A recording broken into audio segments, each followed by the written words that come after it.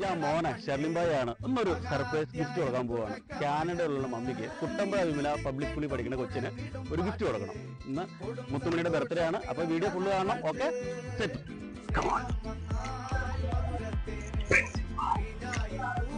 എന്താവെന്ന് അറിയില്ല. പെർമിഷൻ ഒന്നും മേടിക്കുന്നതാണ് വന്നേക്കണേ. സമ്മതിക്കൊന്നും അറിയില്ല. സംസാരിച്ച് നോക്കാം. ഓക്കെ. Happy birthday ചിന്നൂസേ.